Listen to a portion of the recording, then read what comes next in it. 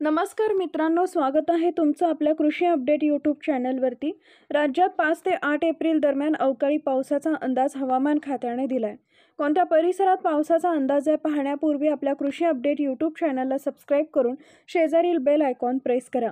राज्यात कुठे ऊन कुठे पाऊस अशी स्थिती पाहायला मिळत आहे। गेल्या काही दिवसात जळगावमध्ये उन्हाचा तडाखा वाढलाय।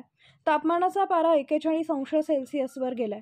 एप्रिल सुरू होताच उकाडा वाढलाय, यामुळे जळगावकर हैराण झालाय।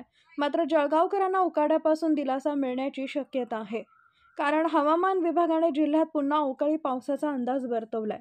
जळगाव जिल्ह्यात 5 ते 8 एप्रिल दरम्यान वादळी पावसाचा अंदाज भारतीय हवामान खात्याकडून IMD कडून वर्तवण्यात आला आहे। यामुळे जळगावकरांना उकाड्यापासून दिलासा मिळणार आहे। जिल्ह्यात 5 एप्रिल पासून तब्बल 4 ते 5 दिवसांची स्थिती राहणार आहे।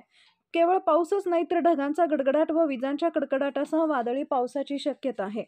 8 एप्रिलपर्यंत ही स्थिती राहील, त्यानंतर मात्र पुन्हा उन्हाचा तडाखा वाढणार आहे। दरम्यान जिल्ह्यात अवकाळी पावसाचा अंदाज आहे।